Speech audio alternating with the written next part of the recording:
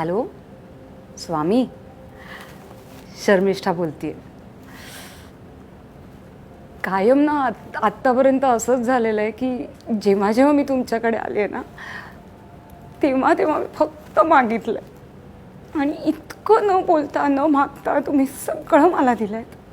त्यासाठी कधी थँक्यू म्हटलंच नाही. तर अक्कलकोटला बसलेले असता तुम्ही आणि सतत माझ्याबरोबर सुद्धा असता.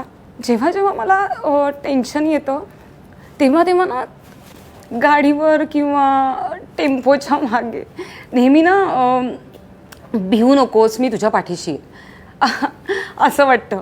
गाडीत जेव्हा बसलेले असते ना तेव्हा सुद्धा ना मला सतत असं वाटत असतं की माझ्या शेजारच्या सीटवर तुम्ही आहात. आय डोंट नो की हे काय आहे. तुम्हाला तर हे पण माहिती आहे की सगळे ना खूप जण तुम्हाला घाबरतात. म्हणजे नवस बोलला तर तो फेडला नाही तर काय होईल, किंवा आपण एखादी गोष्ट कमिट केली आणि ती जर केली नाही पूर्ण तर तुम्ही रागवाल का, चिडाल का.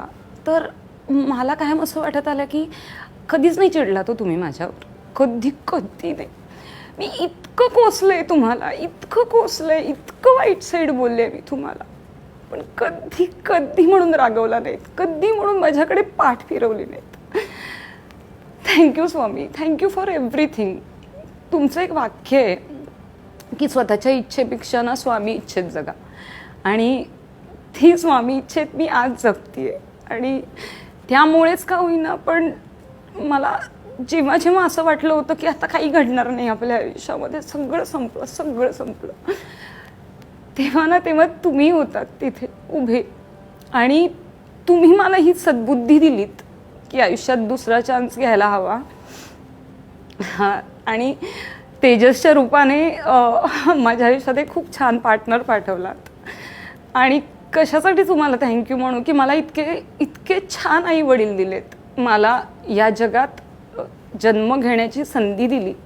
ह्या सगळ्या गोष्टी ज्या आहेत एक माणूस म्हणून ज्या काही उपभोगायच्या आहेत त्या मला उपभोगण्यासाठी तुम्ही चान्स दिलात. आणि मी कायम म्हणत आले, मी नाही घाबरत तुम्हाला. मी फक्त एकदाच घाबरते जेव्हा मी तुमची शपथ घेते ना तेव्हा. कारण मला एकदा लहानपणी फार दट्ट्या बसलाय आणि हे तुम्हाला माहिती आहे. मी एकदा खोटी शपथ घेतली होती तुमची आणि नंतर मग मी धावता धावता पडले होते आणि माझा इतका गुडघा फुटला होता. तेव्हा माझ्या लक्षात आलं की काय केलेलं आहे आपण, काय चूक केली. तर माझ्या लक्षात आलेलं की नाही यार, आपण स्वामींची शपथ खोटी घेतली आणि आपण खोटं बोललो. तर तेव्हापासून आत्तापर्यंत मी कधीही तुमची खोटी शपथ घेतलेली नाही आणि कधी घेऊही शकत नाही. आपलं इथपर्यंत कॉन्व्हर्सेशन्स सतत होत असतात, पण कायम आजपर्यंत मागत आले आणि खूप भरभरून तुम्ही दिलेत मला. मला तुमची साथ ही कायम माझ्याबरोबर पाहिजे, मी मरेपर्यंत आणि मी मेल्यानंतर सुद्धा. कारण ना मला तुमच्याकडे यायचं आहे, त्यावेळेला सुद्धा मी तितकीच आनंदी असणार आहे, कारण माझी डायरेक्ट भेट होणार आहे तुमच्याशी.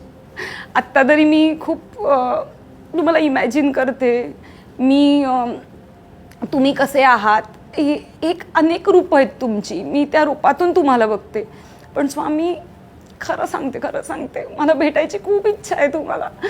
त्यामुळे मी तेव्हाही माझ्या शेवटच्या क्षणी तेवढीच आनंदी असणार आहे किंवा जास्त आनंदी असणार आहे आत्ता जेवढी आहे ना तेव्हापेक्षा. त्यामुळे एवढंच मी म्हणेन तुम्हाला की माझ्याबरोबर राहा. आणि माझ्यापेक्षा सुद्धा अनेक असे लोक आहेत की ज्यांना तुमची खूप गरज आहे, तर त्यांच्याबरोबर राहा. मला माहिती आहे की तुम्ही मला सोडून कुठे जाणार नाही आणि मी तुम्हाला सोडून कुठे जाणार नाही, पण खूप लोकांना गरज आहे, माझ्या आजूबाजूच्याच बऱ्याच लोकांना गरज आहे. आणि सगळ्यात जास्त गरज तर प्राणीमात्रांना आहे.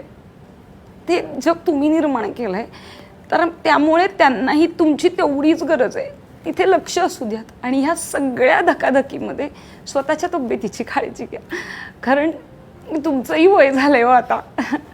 उद्या मागे पुढे माझी मुलं आली, माझी भाचे आले, तर आम्ही तुमच्या फोटोकडे बघून सांगतो हे स्वामी आज्जो आहेत. त्यामुळे तुमची स्वतःची पण काळजी घ्या आणि आमची काळजी घ्यायला तर तुम्ही आहातच. त्यामुळे स्वामी जे दिलत ना त्यासाठी खूप खूप थँक्यू.